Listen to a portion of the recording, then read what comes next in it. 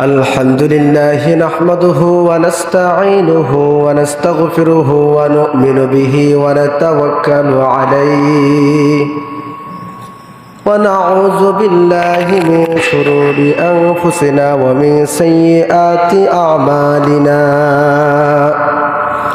من يهده الله فلا مضل له ومن يضلله فلا هادي له ونشهد أن لا إله إلا الله وحده لا شريك له ونشهد أن سيدنا وحبيبنا ومولانا محمد صلى الله عليه وسلم أرسله بالحق بشيرا ونذيرا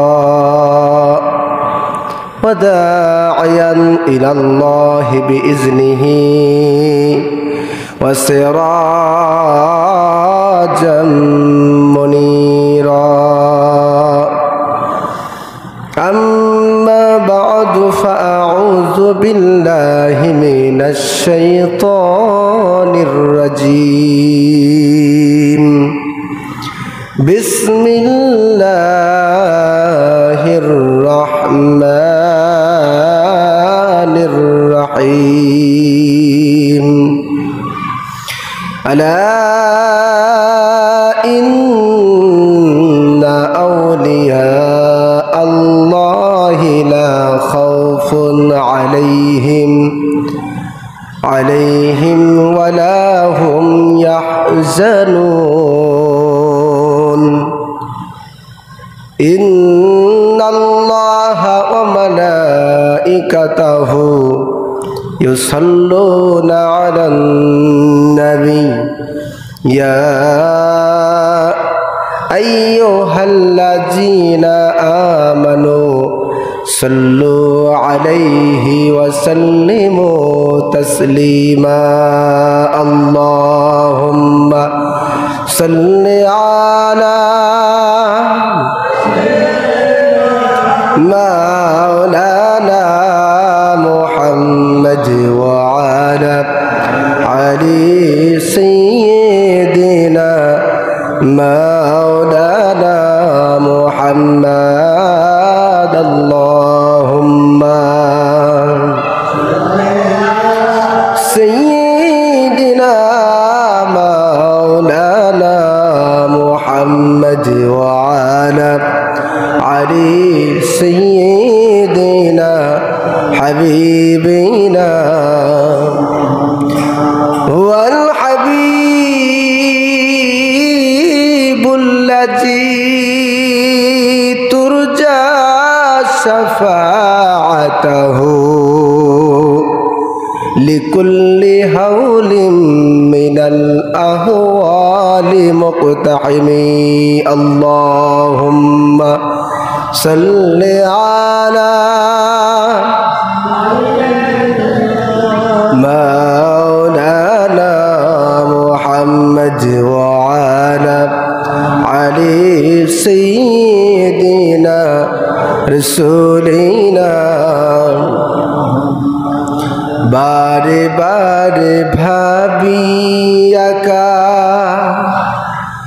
বসে নিরালাই রে পাখি হলে উড়ে যেতাম সোনার মদিনায় রে সোনার মদিনায় রে বারে বারে ভাবি একা বসে নিরালাই রে পাখি হলে উড়ে যেতাম সোনার মদিনায় রে সোনার মদিনায় রে বুলবুলিরা কথা শোনো উড়ে যাও কোথায় রে আমার সালাম পৌঁছে দিও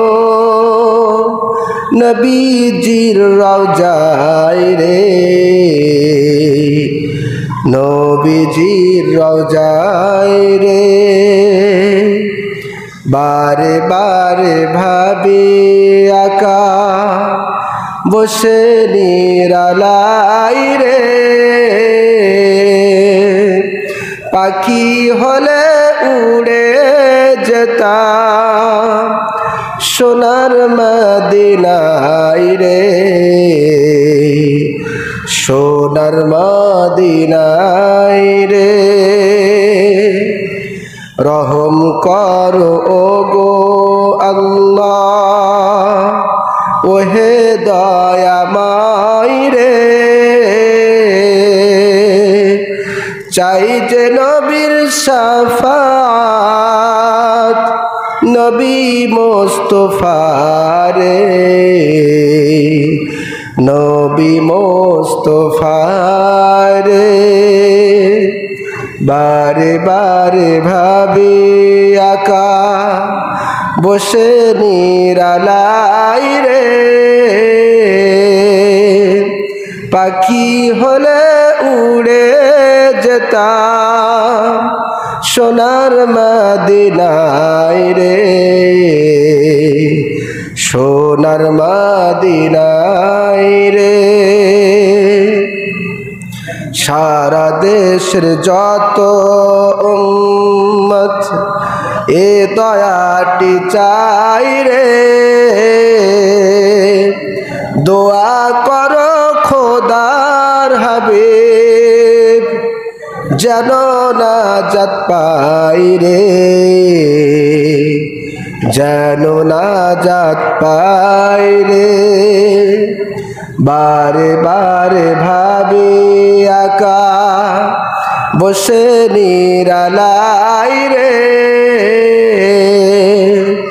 পাখি হলে উড়ে যেতাম সোনার মদিনায় রে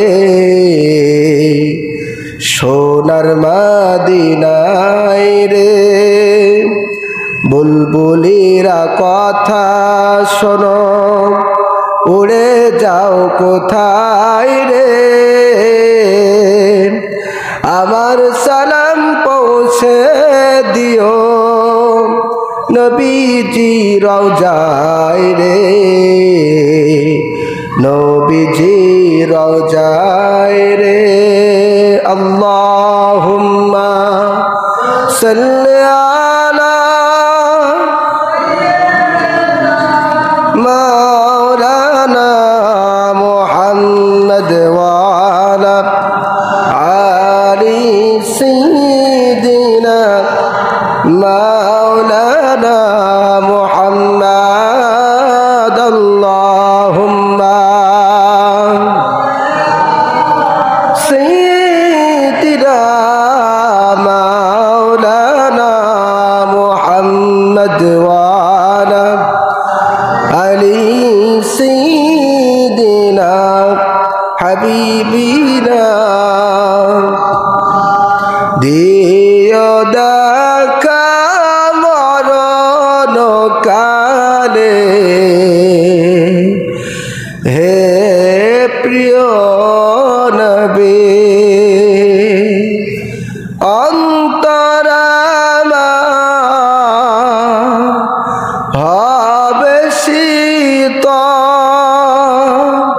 দেখি তোমারি ছবি দিও দেখা মরণ কালে হে প্রিয় নবী আল্লাহুম্মা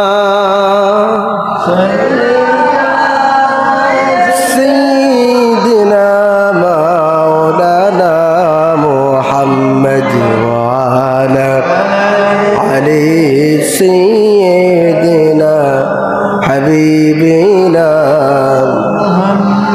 জিকির করি লা ইলাহা ইল্লাল্লাহ লা ইলাহা ইল্লাল্লাহ লা ইলাহা লা ইলাহা ইল্লাল্লাহ লা ইলাহা ইল্লাল্লাহ ইল্লাল্লাহ ইল্লাল্লাহ ইল্লাল্লাহ নাই কোনো মাবুদ আল্লাহ ছাড়া লা ইলাহা আর জোরে লা ইলাহা মোহাব্বতে লা ইলাহা লা ইলাহা ইল্লাল্লাহ মুহাম্মাদুর রাসূলুল্লাহ সাল্লাল্লাহু আলাইহি সাল্লাম। ঐতিহ্যবাহী চরদহা বাইতুল আমান জামে মসজিদ কর্তৃক আয়োজিত আজকের পবিত্র ফাতিহা ইয়াজদাহুম অনুষ্ঠানের সম্মানিত সভাপতি আমার পাশে বসা আলহাজ শেখ ফজলুর রহমান সাহেব, আজকের অনুষ্ঠানের প্রধান মেহমান, প্রধান আকর্ষণ, প্রধান আলোচক, আমার অত্যন্ত প্রিয় শ্রদ্ধাভাজন প্রিয় কাছের মানুষ হজরত মাওলানা আনোয়ারুল ইসলাম সালেহী মাদ্দাজিল্লাহুল আলিয়া। আজকের মাহফিল শোনার জন্য দূর দূরান্ত থেকে আগত মুসলমান ভাইয়েরা, অত্র মসজিদের সম্মানিত দিনদার ইমানদার সম্মানিত মুসলিম ইকরাম, পর্দানিসীন সম্মানিতা মা ও বোনেরা, সকলের প্রতি আবারও অন্তরের অন্তরস্থল থেকে সালাম। আসসালামু আলাইকুম ওয়া রাহমাতুল্লাহ। আমরা সর্বপ্রথম সেই আল্লাহ সুবহানাহু ওয়া তাআলার দরবারে অসংখ্য শুকরিয়া আদায় করি যে মহান রব্বুল আলামিন আপনাকে আমাকে ভালোবেসে মহাব্বত করে আজকের পবিত্র ফাতিহা ইয়াজদাহুম অনুষ্ঠানে সকলের আগে ভাগে এসে বসার তৌফিক দান করেছেন। এজন্য খুশি হয়ে সকলেই বলি আলহামদুলিল্লাহ। আবারও বলি আলহামদুলিল্লাহ। আজকের অনুষ্ঠানে আসতে পেরে আপনারা খুশি না বেজার? জবান খুলে বলুন খুশি না বেজার? আজকের অনুষ্ঠানে আমরা আসতে পেরেছি, আল্লাহ পাক আমাদের উপরে সর্বক্ষণ আল্লাহ রহমত নাজিল করতেছেন। সুবহানাল্লাহ। আমরা যতক্ষণ পর্যন্ত এই মজলিসের মধ্যে বসব ততক্ষণ আল্লাহর ফেরেশতারা আমাদের প্রতি আসমানি রহমত, আসমানি সাকিনা বর্ষণ করতে থাকবেন। সুবহানাল্লাহ। আজকের মাহফিলের পূর্ণ জাযা আল্লাহ যেন আমাদের সকলের আমল নামার ভিতরে দান করেন, বলেন আল্লাহুম্মা আমিন।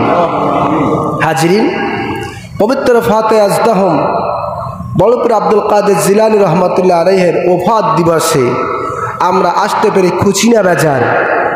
আর একবার বলুন খুশি না বেজার? জবান খুলে বলুন আলহামদুলিল্লাহ। লক্ষ কোটি দরুদ ও সালাম প্রেরণ করছি আমাদের সেই প্রাণ প্রিয় আখিরি নবী পাকের শানে, যে নবী, যে রাসূল সৃষ্টি না হলে আল্লাহ পাক কিছুই সৃষ্টি করতেন না, সেই মহান নবীর প্রতি আবারও প্রাণ ভরা দরুদ ও সালাম বলছি সাল্লাল্লাহু আলাইহি ওয়াসাল্লাম। সুবহানাল্লাহ। আমার দয়ার নবী, মায়ার নবীজি, রাহমাতাল লিল আলামিন নবীজির প্রতি দরুদ পড়লে আল্লাহর জান্নাত ওয়াজিব হয়ে যায়। সুবহানাল্লাহ। নবীজির প্রতি দরুদ পড়লে নবীজির শাফাত লাভ করা যায়। সুবহানাল্লাহ। নবীজির প্রতি দরুদ পড়লে আমলের পাল্লা ভারী হয়ে যায়। সুবহানাল্লাহ। এজন্য আসুন হৃদয়ের সবটুকুন ভাব, আবেগ, প্রেম, প্রীতি ও ভালোবাসা দিয়া প্রেরণ করছি লক্ষ কোটি দরুদ ও সালাম, যিনি আউয়ালুল মুসলিম, মক্কার বাতি, মদিনার জ্যোতি, ব্যথার ব্যথী, দুকুলের সাথী, বিশ্ব সবার সভাপতি, আল্লাহর সৃষ্টির প্রধান আকর্ষণ, নবী কুলে গুরু মহান, রসুল কুলের শিরোমণি, সমস্ত উম্মতের মাথার মুকুটমণি, যিনি সরওয়ারে কায়নাত, শামসুল হেদায়াত, নূরুল হেদায়াত, আফতাবে নবুয়াত, শাহনশাহ রিসালাত, শামসুদ্দোহা, বদরুদ্দুজা, নূরুল হুদা, কারুজ্জামা, সৈয়দুস সাকালাইন, ইমামুল হারামাইন, ইমামুল কিবলাতাইন, ইমামুল জাদ্দ হাসান আল হুসাইন, ইমামুল মুরসালিন, খাতামুন নবিয়্যিন, সাইয়্যিদুনা মুরশিদুনা হাবিবিনা মাওলানা মুহাম্মদ বলছি সাল্লাল্লাহু আলাইহি ওয়াসাল্লাম। হাজিরিন, আজকে আমরা পবিত্র ফাতিহা আজদাহম অনুষ্ঠানে অত্যন্ত সুন্দরভাবে, অত্যন্ত শান্তিপূর্ণভাবে আমরা অনুষ্ঠান উদযাপন করতেছি, ঠিক কিনা বলুন? কিন্তু আপনি লক্ষ্য করুন, এই একই সময় বিশ্বের বিভিন্ন আনাচে কানাচে বিভিন্ন জায়গায় মুসলমানেরা ইহুদি খ্রিস্টানদের হাতে মার খাচ্ছে, ঠিক কিনা বলুন? আজকে যদি আমরা ফিলিস্তিনের জমিনের দিকে তাকাই, তাহলে ফিলিস্তিনি মুসলমানেরা ইসরায়েলি দখলদারের হাতে বিভিন্নভাবে মার খাচ্ছে, নির্যাতনের শিকার হচ্ছে, শহীদ হচ্ছে, ঠিক কিনা বলুন? যারা এ পর্যন্ত নিজেদের দেশভূমিকে রক্ষার্থে, পবিত্র ভূমি বাইতুল মুকাদ্দাস রক্ষার্থে যারা জীবন দিয়েছে, শহীদ হয়েছে, আল্লাহ পাক যেন তাদেরকে জান্নাতের উচ্চ মাকাম দান করেন, বলেন আল্লাহুম্মা আমিন। এবং যারা অসুস্থ রয়েছেন, যারা অত্যাচারিত হচ্ছেন, আল্লাহ পাক তাদেরকে যেন গায়েবী মদদ দ্বারা সাহায্য করেন, বলেন আল্লাহুম্মা আমিন। আপনি অবাক হয়ে যাবেন, এই মাত্র গত কয়েকদিন আগেই বা গতকালকেই খবর শুনলাম যে মুসলমানদের পবিত্র ভূমি বাইতুল মুকাদ্দাসের সমস্ত দরজাগুলি দখলদার ইসরায়েলি বাহিনী তারা বন্ধ করে দিয়েছে। জোরে কান নাউজুবিল্লাহ। মুসলমানেরা যেন বাইতুল মুকাদ্দাসের ভিতরে প্রবেশ করে, বাইতুল মুকাদ্দাসের ভিতরে, মসজিদে আকসার ভিতরে তারা যেন নামাজ আদায় না করতে পারে, এজন্য বাইতুল মুকাদ্দাসের সমস্ত দরজাগুলো বন্ধ করা হয়েছে। জোরে কান নাউজুবিল্লাহ। অথচ এই বাইতুল মুকাদ্দাসে নামাজ আদায়ের ফজিলাতের ব্যাপারে আল্লাহর হাবিব সাল্লাল্লাহু আলাইহি সাল্লাম বলেছেন, যারা মসজিদে হারামে বাইতুল্লাহে 1 রাকাত নামাজ আদায় করবে, আল্লাহ পাক তাদের আমল নামায় 1 লক্ষ রাকাত নামাজ আদায়ের সওয়াব দান করবেন। সুবহানাল্লাহ। নবীজি বলেছেন, যারা মসজিদে নববীতে 1 রাকাত নামাজ আদায় করবে, আল্লাহ পাক তাদের প্রত্যেকের আমল নামায় 1000 রাকাত নামাজ আদায়ের সওয়াব দান করবেন। সুবহানাল্লাহ।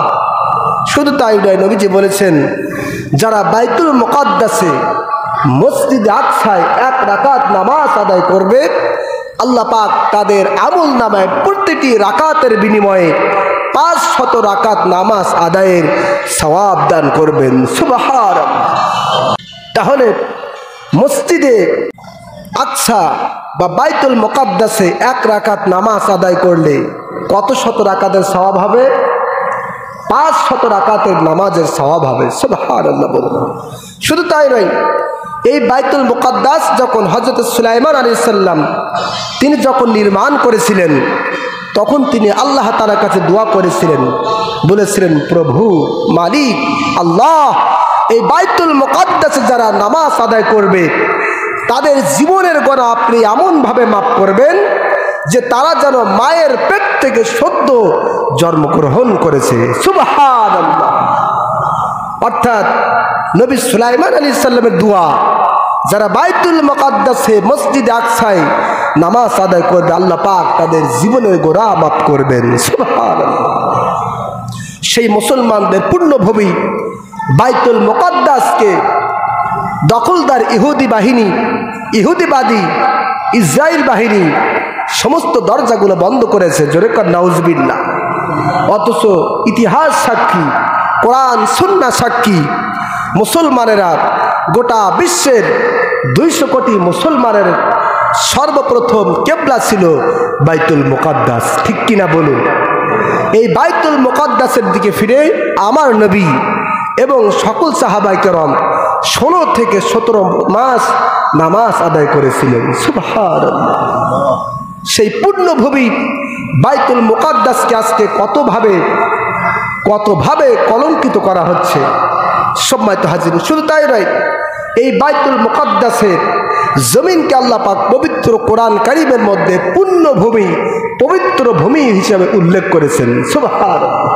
আল্লাহ পাক বলেছেন, ইয়া কওমি দুখুলুল আরদাল মুকাদ্দাসাতাল্লাতী। সুবহানাল্লাহ। আল্লাহ পাক বলেছেন, সুবহানাল্লাযী আসরা বিআবদিহি লাইলা মিনাল মসজিদিল হারামি ইলাল মসজিদিল আকসা। সুবহানাল্লাহ। এই বাইতুল মুকাদ্দাস এবং তার চতুর্পাশের জমিনটাকে আল্লাহ পাক পবিত্র বরকতময় ভূমি হিসাবে উল্লেখ করেছেন। সুবহানাল্লাহ। সবচেয়ে আশ্চর্যের বিষয় হলো, দুনিয়ার বিভিন্ন জায়গা যতগুলো নবী রাসূল আল্লাহ পাক পাঠিয়েছেন, তার চেয়ে সবচেয়ে বেশি ফিলিস্তিনের জমিনের মধ্যে আল্লাহ পাক নবী রাসূল পাঠিয়েছেন। সুবহানাল্লাহ। ফিলিস্তিনের জমিনের মধ্যে আল্লাহ পাক এত বেশি নবী এবং রাসূল পাঠিয়েছেন, যা অন্য কোনো জমিনে এত বেশি পাঠান নাই। সুবহানাল্লাহ বলুন। শুধু তাই নয়, এই ফিলিস্তিনের জমিনের মধ্যে অনেক পয়গম্বর, নবী এবং রাসূলের মাজার শরীফ রয়েছে। সুবহানাল্লাহ। আমি এক একটি করে নাম বলবো, আপনারা জবান করে সুবহানাল্লাহ বলবেন, পারবেন ইনশাআল্লাহ? এই ফিলিস্তিনের জমিনের মধ্যে হযরত ইয়াকুব আলাইহিস সালামের মাজার। সুবহানাল্লাহ। এই ফিলিস্তিনের জমিনের মধ্যে হযরত ইউসুফ আলাইহিস সালামের মাজার। এই ফিলিস্তিনের জমিনের মধ্যে হযরত ইসহাক আলাইহিস সালামের মাজার। এই ফিলিস্তিনের জমিনের মধ্যে হযরত ইব্রাহিম আলাইহিস সালামের মাজার। এই ফিলিস্তিনের জমিনের মধ্যে হযরত মূসা আলাইহিস সালামের মাজার। এই ফিলিস্তিনের জমিনের মধ্যে হযরত দাউদ আলাইহিস সালামের মাজার। এই ফিলিস্তিনের জমিনের মধ্যে হযরত সুলাইমান আলাইহিস সালামের মাজার। এই ফিলিস্তিনের জমিনে সকল পয়গম্বর সহ আমার রাসূল পাকের কদম পড়েছে। সুবহানাল্লাহ। আমরা ইতিহাস জানি, আমরা কোরআন সুন্নাহ থেকে জানি, মেরাজের রজনীতে আল্লাহ পাক সমস্ত পয়গম্বরদের রূহকে একত্রিত করেছিলেন এবং আমার নবীকে সশরীরে পবিত্র ভূমি বাইতুল মুকাদ্দাসের ভিতরে নামাজ আদায় করার সুযোগ করে দিয়েছিলেন। সুবহানাল্লাহ। আল্লাহ পাক চাইলে কাবা শরীফ থেকে নবীজিকে মেরাজে নিয়ে যেতে পারতেন, ঠিক কি না? আল্লাহ পাকের কাছে কি অসম্ভব ছিল? আল্লাহ পাক যদি চাইতেন, কাবা বাইতুল্লাহ থেকে নবীকে সরাসরি সাদা আসমান জমিন ভেদ করে মেরাজ করাতে পারতেন, কিন্তু আল্লাহ পাক সেটা করেন নাই। বরং পৃথিবীর ইতিহাসে বাইতুল মুকাদ্দাসের সম্মান মর্যাদাকে অক্ষুণ্ণ রাখতে, ইতিহাস করতে, পরিচালনা করতে, পৃথিবীর ইতিহাসে বাইতুল মুকাদ্দাসের মান সম্মান উজ্জ্বল করতে আল্লাহর হাবিবকে আল্লাহ পাক বাইতুল্লাহ শরীফ থেকে বাইতুল মুকাদ্দাস নিয়েছেন এবং বাইতুল মুকাদ্দাস থেকে মেরাজের ডাক দিয়েছেন। সুবহানাল্লাহ। সেই পুণ্যভূমি বাইতুল মুকাদ্দাসকে আজকে ইসরায়েলি দখলদার ইহুদিবাদীরা আজকে বিভিন্নভাবে বোমা হামলা করে, গুলি বর্ষণ করে আজকে বাইতুল মুকাদ্দাসটাকে, পবিত্র ভূমিটাকে অপবিত্র করার চেষ্টা করছে। জোরে কর নাউজুবিল্লাহ। কিন্তু আমরা আজকে দীপ্ত কণ্ঠে বলতে চাই, এই পৃথিবীর জমিনের মধ্যে কোন একজন মুসলমানের শরীরে এক ফোঁটা রক্তে বিন্দু থাকতে বাইতুল মুকাদ্দাস কেন, পৃথিবীর কোন মসজিদ, আল্লাহর ঘরকে আমরা কলঙ্কিত করতে দেব না, ঠিক কিনা বলুন?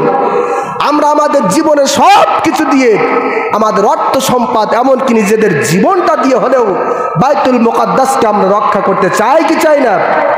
আল্লাহ পাক যেন আমাদের সকলকে বাইতুল মুকাদ্দাসের সাথে হৃদয় দিয়ে ভালোবাসার তৌফিক দান করেন, বলেন আল্লাহুম্মা আমিন।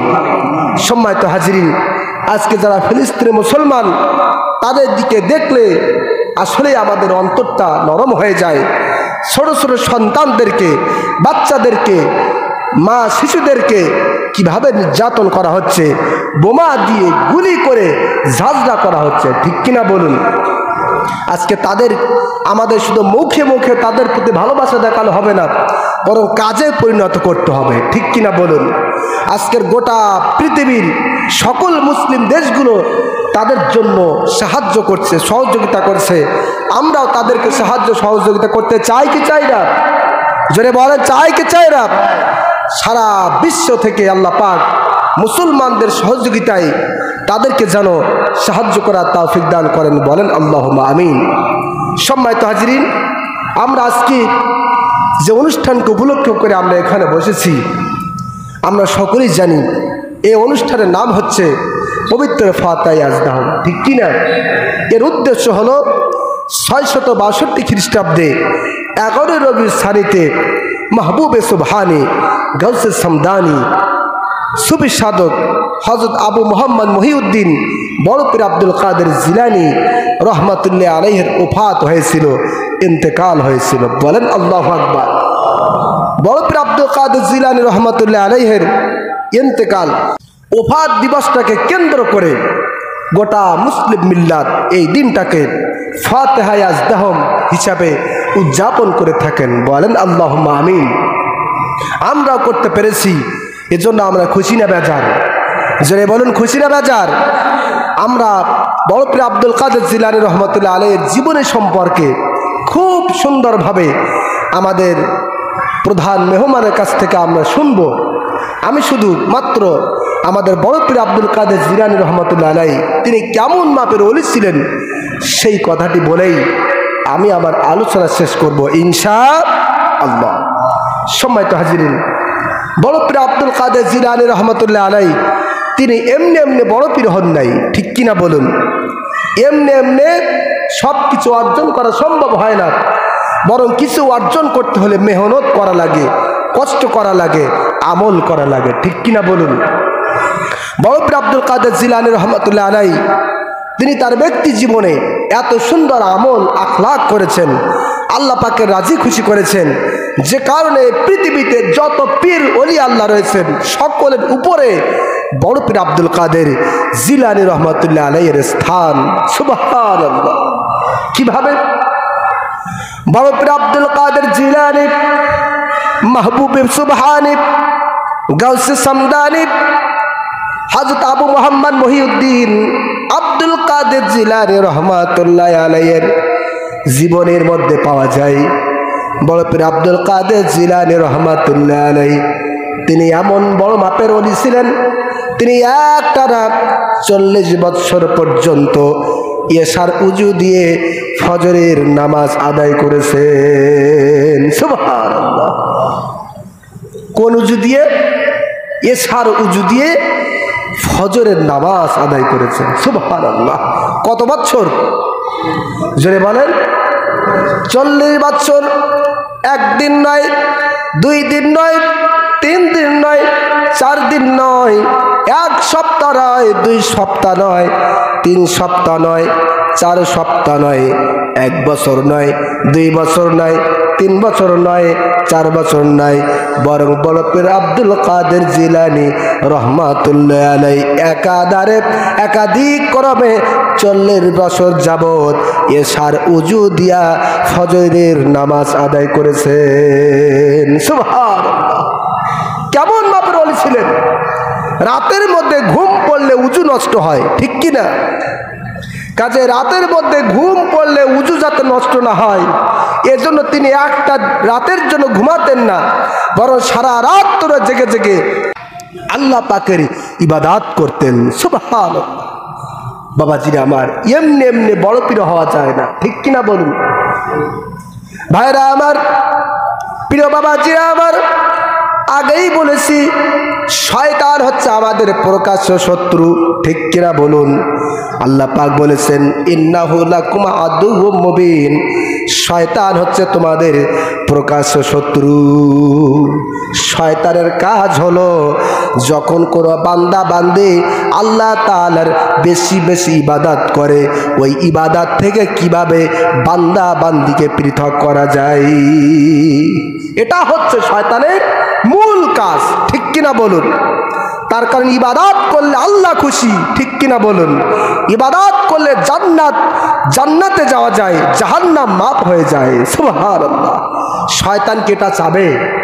জোরে বলেন, চাবে?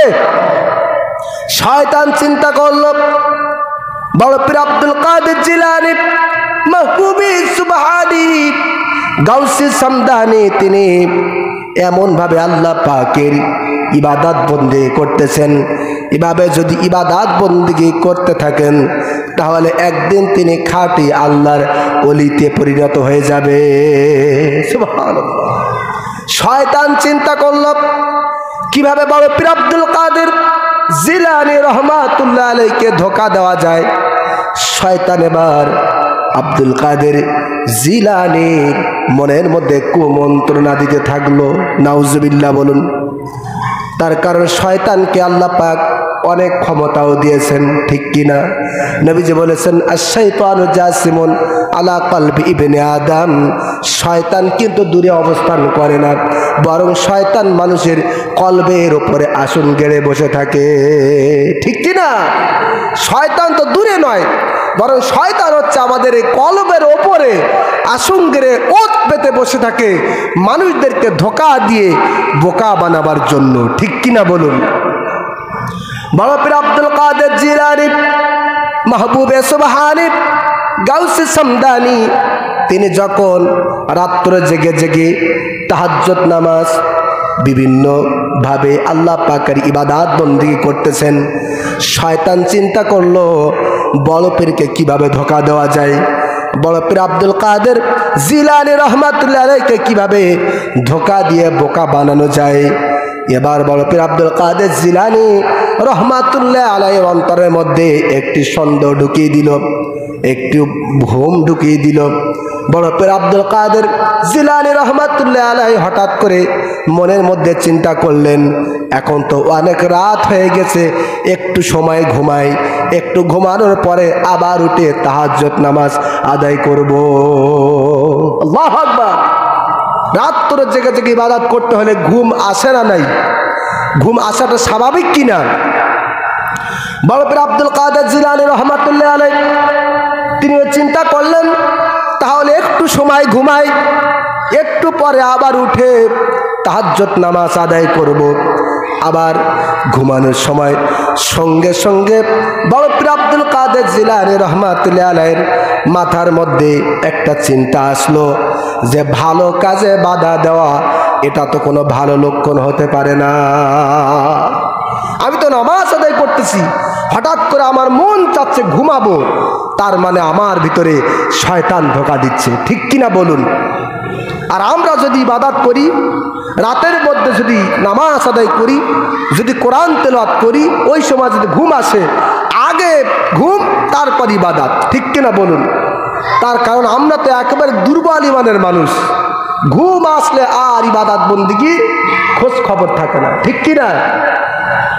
বড় পীর আব্দুল কাদের জিলানী রহমাতুল্লাহ আলাইহি তিনি চিন্তা করলেন, আমার ইবাদত বন্দেগীতে বাধা দেয় এটা তো সাধারণ কেউ না, এটা হচ্ছে বিতাড়িত মরদুদ শয়তান। কাজে এই বিতাড়িত মরদুদ শয়তানকে, আমাকে বিতাড়িত মরদুদ শয়তানকে আমি আব্দুল কাদের জিলানী রহমাতুল্লাহ আলাইহি তাকে প্রতিহত করতেই হবে। সুবহানাল্লাহ। সে যেহেতু আমাকে ধোঁকা দিচ্ছে, তার ধোঁকায় আমি পড়ব না, বরং আমি তাকে প্রতিহত করবই। সুবহানাল্লাহ। একটু চিন্তা করেন প্রিয় বাবাজিরা আমার, বড় পীর আব্দুল কাদের জিলানী রহমাতুল্লাহ আলাইহি এবার তিনি চিন্তা করলেন, যেহেতু নামাজ আদায় করতে করতে ঘুম আসতেছে, ঘুমের তন্দ্রা আসতেছে, আর এভাবে নামাজ আদায় করা যাবে না, বরং এক পায়ের উপরে ভর দিয়া সারা রাত ধরে ধরে আমি নামাজ আদায় করব। সুবহানাল্লাহ। দুই পায়ে ভর দিয়ে নামাজ আদায় করলে ঘুম আসতেছে, এক পায়ের উপরে দাঁড়িয়ে নামাজ আদায় করলে তো আর ঘুম আসার কথা না, ঠিক কিনা?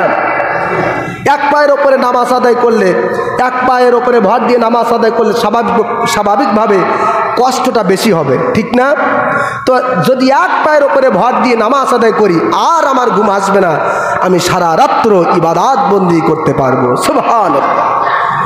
প্রিয় বাবাজিরা আমার, প্রিয় ভাইরা আমার, আপনি আশ্চর্য হয়ে যাবেন, বড় পীর আব্দুল কাদের জিলানী রহমাতুল্লাহ আলাইহি তিনি একদিন নয়, 2 দিন নয়, 1 সপ্তাহ নয়, 2 সপ্তাহ নয়, 1 বছর নয়, 2 বছর নয়, দীর্ঘ 15টি বছর পর্যন্ত এক পায়ের উপরে ভর দিয়া পবিত্র কোরআন খতম করে 15 বছর ধরে নামাজ আদায় করেছেন। সুবহানাল্লাহ।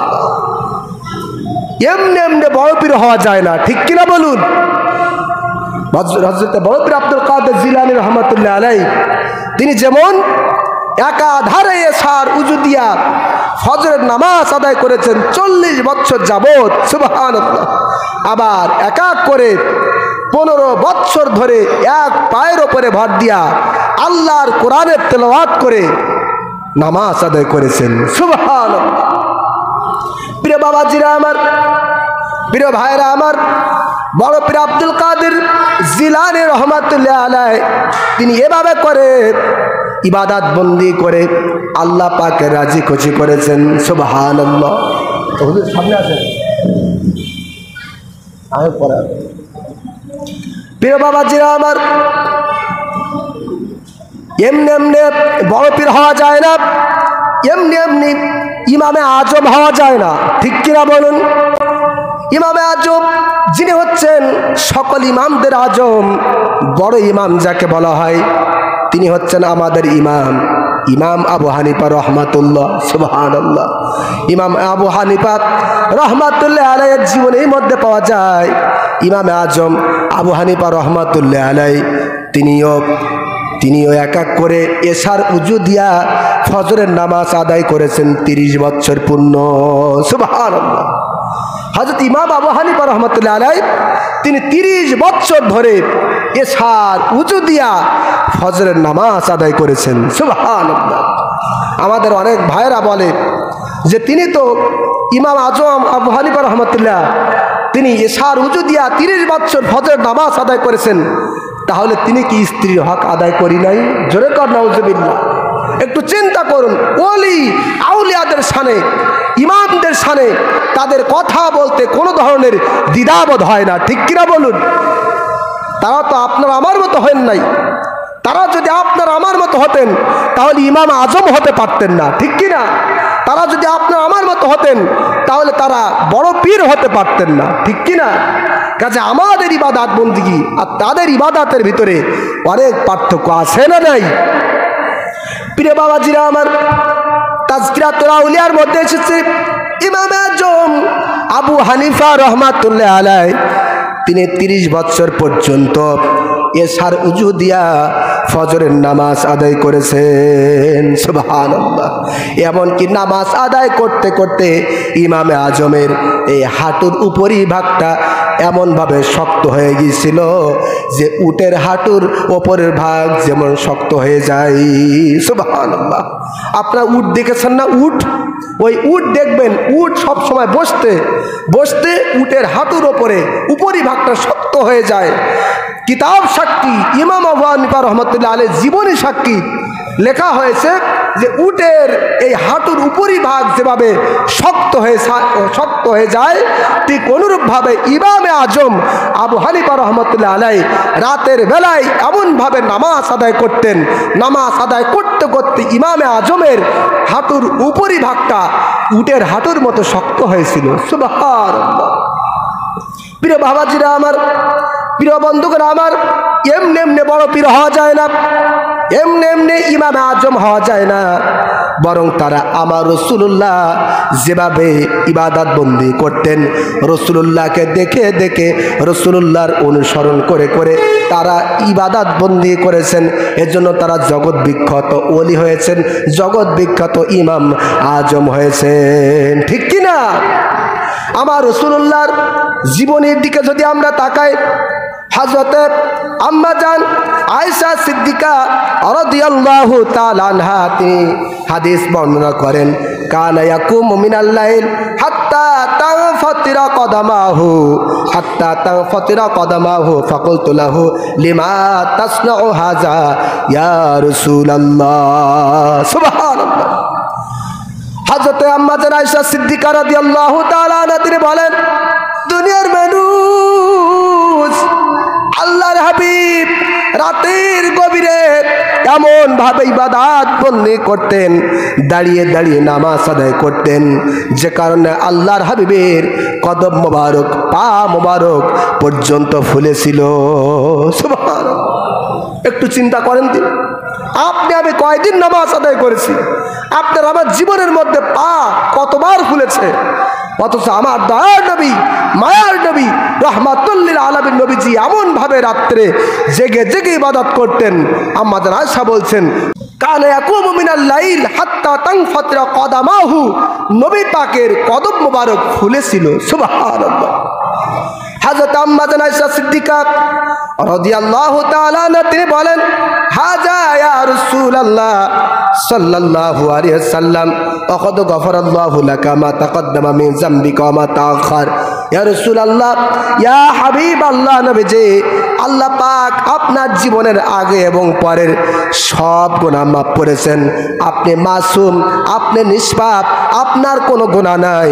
তারপরও রাত্রে জেগে জেগে এত কষ্ট করে কেন নামাজ আদায় করেন? সুবহানাল্লাহ।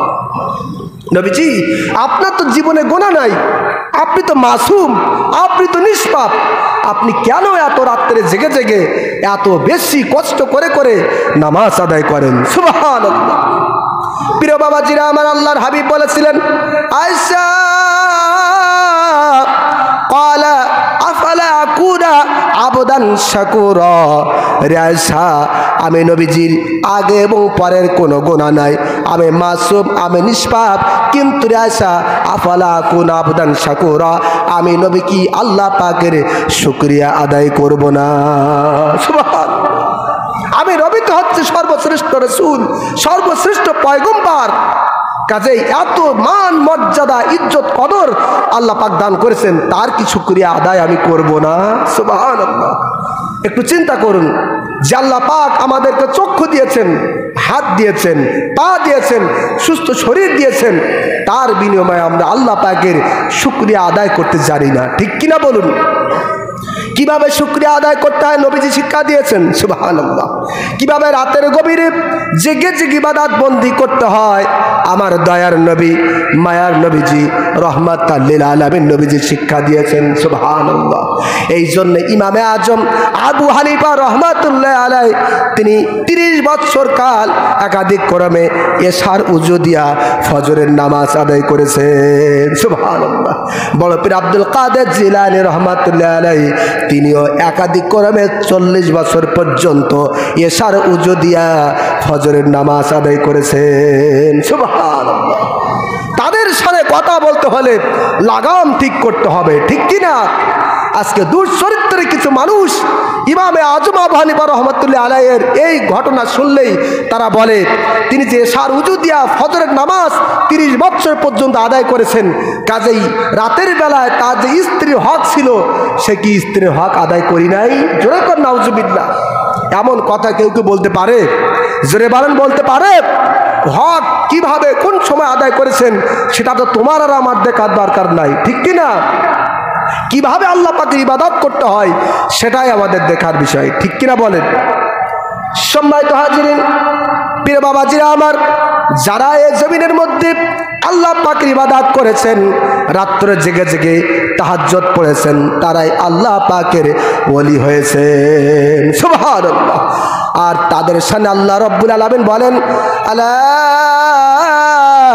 ইন্না আউলিয়া আল্লাহি লা খাউফুন আলাইহিম ওয়ালা হুম ইয়াহজানুন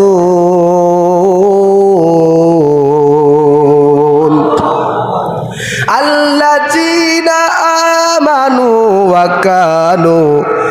কানু ইয়াত্তাকুন।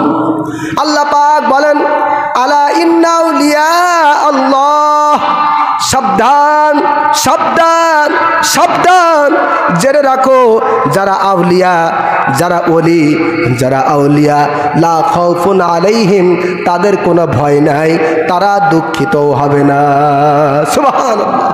দুনিয়া এবং আখিরাতে আল্লাহর ওলিদের কোনো ভয় নাই। সুবহানাল্লাহ।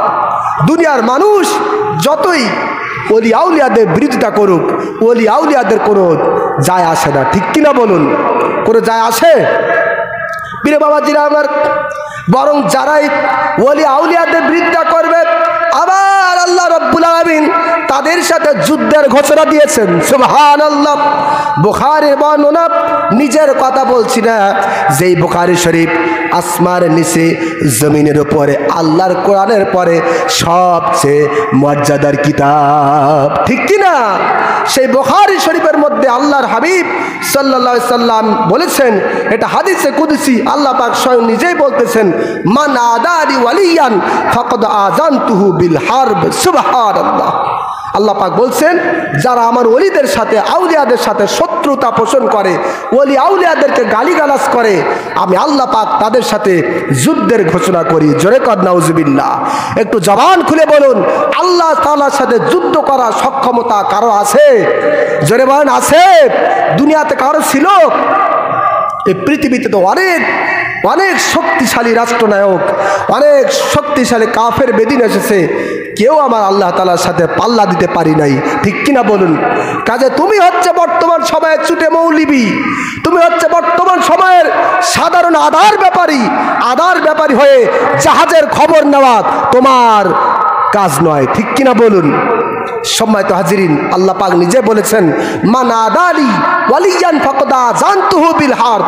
যারা আমার ওলিদের সাথে, বন্ধুদের সাথে শত্রুতা পোষণ করবে, আমি আল্লাহ পাক তাদের সাথে যুদ্ধের ঘোষণা করি। জোরে কোন আল্লাহু আকবার। আল্লাহ পাক রব্বুল আলামিন নিজে বলতেছেন, বান্দা বান্দিরা যতই নেক আমল করে তার মধ্যে ফরজ ইবাদতগুলো আমি আল্লাহ তাআলার কাছে সবচেয়ে প্রিয়। সুবহানাল্লাহ। এরপরে বান্দা বান্দিরা নফল ইবাদত বন্দি করতে করতে আমি আল্লাহ পাকের এত বেশি প্রিয় হয়ে যায়, আমি আল্লাহ পাককে এত বেশি কাছে টেনে নেই, হাত্তা উহিব্বাহু ফাইজা আহবাবতুহু। আমি আল্লাহ পাক নিজেই ওই বান্দা বান্দির সাথে ভালোবাসার সম্পর্ক স্থাপন করে ফেলি। সুবহানাল্লাহ।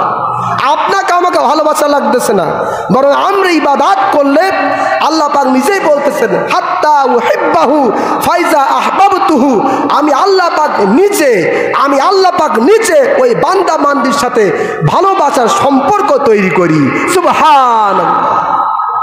এবার একটু শুনুন, আল্লাহ পাকের ভালোবাসা কেমন, আল্লাহ পাক কিভাবে প্রেম করেন, বান্দা বান্দির সাথে ভালোবাসা স্থাপন করেন। আল্লাহ পাক নিজেই বলতেছেন, কুনতু সামিআহুল্লাযী ইয়াসমাউ বিহি। আমি আল্লাহ পাক ওই বান্দা বান্দিকে এমন বেশি ভালোবাসি, আমি আল্লাহ পাকের কান তার কান হয়ে যায়। সুবহানাল্লাহ। শুধু তাই নয়, আবাসুরুল্লাযী ইবসির বিহি ওয়া ইয়াদাহুল্লাতী ইয়াবতুশু বিহা ওয়া রিজলাহুল্লাতী ইয়ামশি বিহা। আমি আল্লাহ পাকের চোখ ওই বান্দা বান্দির চোখ হয়ে যায়, আমি আল্লাহ পাকের হাত ওই বান্দা বান্দির হাত হয়ে যায়, আমি আল্লাহ পাকের পা ওই বান্দা বান্দির পা হয়ে যায়। সুবহানাল্লাহ। আল্লাহ পাক বলছেন, আমি ওই বান্দা বান্দিকে এত বেশি ভালোবাসি যে আমি আল্লাহ পাকের কান ওই বান্দা বান্দির কান হয়ে যায়, যে কান দিয়ে সে শোনে। আমি আল্লাহ পাকের চোখ ওই বান্দা বান্দির চোখ হয়ে যায়, আমি আল্লাহ পাকের হাত তার হাত হয়ে যায়, যে হাত দ্বারা সে ধরে।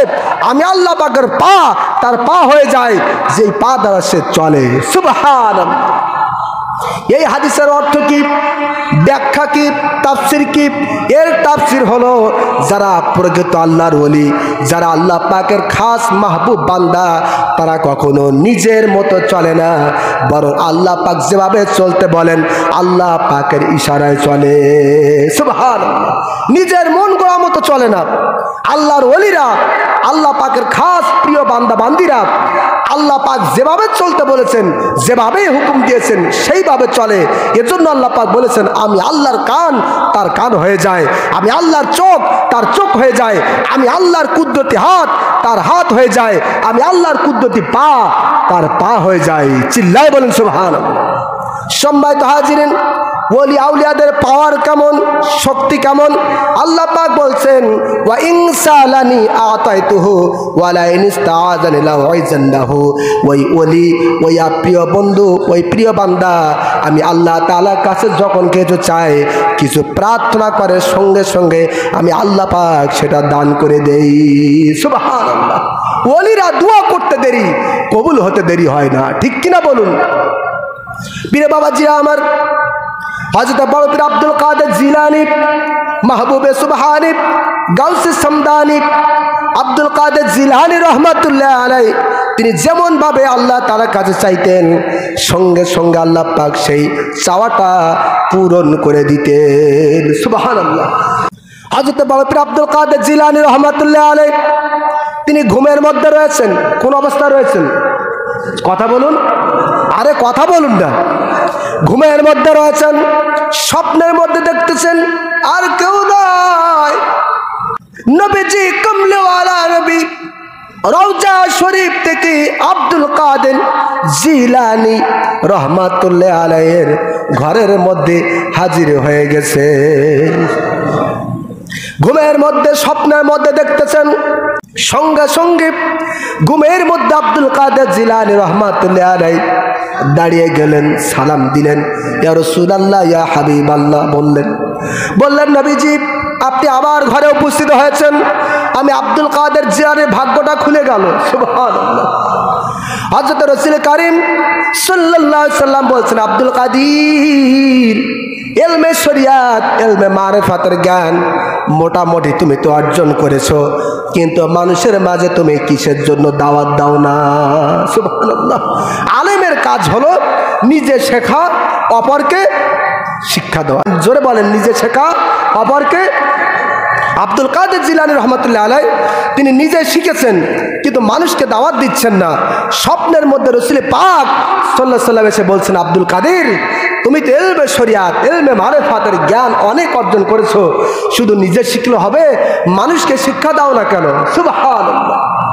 আব্দুল কাদের জিলানী রহমাতুল্লাহ আলাইহি বললেন, ইয়া রাসূলুল্লাহ ইয়া হাবিবাল্লাহ নবীজি আমি আব্দুল কাদেরের ভয় হয় আমি মানুষদেরকে ইসলামের দাওয়াত, কোরআনের দাওয়াত দেওয়ার জন্য ভুল হয়ে যায় কিনা। সুবহানাল্লাহ। আপনি নবীজি তো হাদিসে পাকের মধ্যে বলেছেন, মানুষ যদি কোরআন এবং হাদিসের কথা বলতে চেয়ে ভুল করে ফেলে, যদি ভুল হয়ে যায়, নিজের মন গড়া মতো যদি বলে, তাহলে ওই ব্যক্তি নিজের জায়গা জাহান্নামে করে নিল। ঠিক কিনা?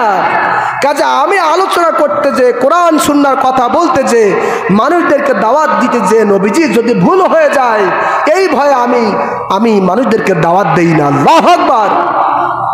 আর আজকে আমরা যখন কথা বলি, আজকে আমরা যখন মানুষদেরকে বিভিন্ন কথা বলি, আমাদের দিলের মধ্যে সেই ভয় আসে না। ঠিক কিনা বলুন? এজন্য আমরা যেটা না চাই সেটা আমরা মুখ থেকে, জবান থেকে বাইর করে দেই। আর এভাবে কথা বলি, এভাবে আমরা কথা বলি বলেই আজকে ইসলামটাকে আমরা এত বেশি দ্বিখণ্ডিত করেছি। ঠিক কিনা বলুন? মনের মধ্যে ভয় রাখতে হবে কার? জোরে বলেন কার? আব্দুল কাদের জিলানী রহমাতুল্লাহ আলাইহি তিনি বললেন, ইয়া রাসূলুল্লাহ ইয়া হাবিবাল্লাহ নবীজি কোরআন হাদিসের কথা বলতে যে যদি ভুল হয়ে যায়, এই জন্য আমি আব্দুল কাদের মানুষদেরকে কথা বলি না। সুবহানাল্লাহ। আব্দুল কাদের জিলানী রহমাতুল্লাহ আলাইহি বলছেন, তাহলে ব্যাপার এটা, আব্দুল কাদের তুমি তোমার মুখটা হা করো, গালটা হা করো। আব্দুল কাদের জিলানী রহমাতুল্লাহ আলাইহি হা করলেন। হা করার সঙ্গে সঙ্গে আল্লাহর হাবিব স্বপ্নের মধ্যে আব্দুল কাদের জিলানী রহমাতুল্লাহ আলাইহির মুখের মধ্যে এক এক করে 7 বার ফু দিয়ে দিলেন। সুবহানাল্লাহ। কয়বার ফু দিলেন? জোরে বলেন কয়বার? আর জোরে বলেন কয়বার? নারে তাকবীর, নারে রিসালাত, আহলে সুন্নাত ওয়াল জামাত। স্বপ্নের মধ্যে যিনি রাসূলুল্লাহর ফু মুবারক পায়, সেই ব্যক্তিটি সাধারণ কোনো ব্যক্তি হতে পারে? জোরে বলেন হতে পারে? হযরত রাসূল কারীম সাল্লাল্লাহু আলাইহি সাল্লাম বলেন, আব্দুল কাদের তোমার জবানে আমি নবীজি 7 বার ফু দিয়ে দিলাম, এবার মনে সাহস নিয়া মানুষদেরকে ইসলামের কথা বলো, ওয়াজ নসিহত করো, মানুষদেরকে কোরআন সুন্নাহর কথা বলো, ইনশাআল্লাহ আর তোমার ভুল হবে না। সুবহানাল্লাহ। তুমি যে ভয় পেতে, সে ভয় আর থাকবে না। তার কারণ তোমার শরীরের মধ্যে, তোমার জবানের মধ্যে, তোমার মুখের মধ্যে সাধারণ কোনো মানুষ নয়, বরং আমি রাসূলুল্লাহর ফুৎকার দিয়েছি। সুবহানাল্লাহ। প্রিয় বাবাজিরা আমার, তাহলে একটু আলোচনা বুঝে থাকলে বলুন, কার নির্দেশে আব্দুল কাদের জিলানী রহমাতুল্লাহ আলাইহির দ্বীনের দাওয়াত শুরু করেছেন? কার নির্দেশে? রাসূলুল্লাহর নির্দেশে। সুবহানাল্লাহ। প্রিয় বাবাজিরা আমার, এরপর থেকে আব্দুল কাদের জিলানী রহমাতুল্লাহ আলাইহি তিনি মানুষদেরকে ইসলামের দাওয়াত দিতেন, মানুষদেরকে ইসলামের কথা বলতেন, কোরআন সুন্নাহর কথাগুলো মানুষের মাঝে দিতেন। সুবহানাল্লাহ। নারে তাকবীর, নারে রিসালাত, আহলে সুন্নাত ওয়াল জামাত। এই ওলি আল্লাহর বাংলাদেশ, এই শহীদ গাজীর বাংলাদেশ, কবুল করুন আল্লাহ, রহম করুন আল্লাহ। একটা জবানও বন্ধ থাকবে না। প্রধান মেহমান এসেছেন, আলোচনা শেষ হয়ে যাবে, আমাদের আলোচনা শুনে মানুষ যেন মৌমাছির মতো ছুটে আসে, এজন্য জবান খুলে সকলে বলুন, এই ওলি আল্লাহর বাংলাদেশ, এই শহীদ গাজীর বাংলাদেশ, রহম করুন আল্লাহ, কবুল করুন আল্লাহ। একটু জোরে বলেন, আরো জোরে বলেন, এই ওলি আল্লাহর বাংলাদেশ, এই শহীদ গাজীর বাংলাদেশ, রহম করুন আল্লাহ, কবুল করুন আল্লাহ, রহম করুন আল্লাহ, কবুল করুন আল্লাহ। মাওলা তোমার পথের পথিক যারা, আল্লাহু আকবার, তোমার পথের পথিক যারা, আমরা তাদের বংশধর, ঠিক কিনা? ও মাওলা তোমার পথের পথিক যারা, তোমার প্রেমে শহীদ যারা, আমরা তাদের বংশধর, তাদের পথে তাদের মতে কবুল করুন আল্লাহ, কবুল করুন আল্লাহ। এই ওলি আল্লাহর বাংলাদেশ, এই শহীদ, সবাই শহীদ গাজীর বাংলাদেশ, রহম করুন আল্লাহ। এই শাহজালালের বাংলাদেশ, শাহ মাখদুমের বাংলাদেশ, ঠিক কিনা?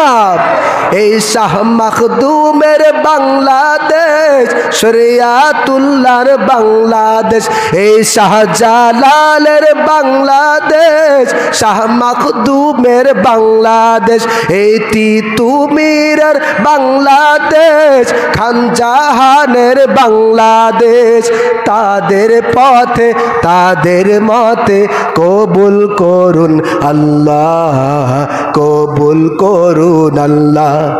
এই ওলি আল্লাহর বাংলাদেশ, এই শহীদ গাজীর বাংলাদেশ, রহম করুন আল্লাহ, কবুল করুন আল্লাহ। এই শাহানে সারের বাংলাদেশ, শাহজাফরের বাংলাদেশ, ঠিক কিনা? এই শাহানে সারের বাংলাদেশ, এই শাহজাফরের বাংলাদেশ, এই খান বাহাদুরের বাংলাদেশ, এই খুলনবীর ওই বাংলাদেশ, তাদের পথে তাদের মতে কবুল করুন আল্লাহ, কবুল করুন আল্লাহ। এই ওলি আল্লাহর বাংলাদেশ, এই শহীদ গাজীর বাংলাদেশ, রহম করুন আল্লাহ, কবুল করুন আল্লাহ। নারে তাকবীর, নারে রিসালাত, আহলে সুন্নাত ওয়াল জামাত।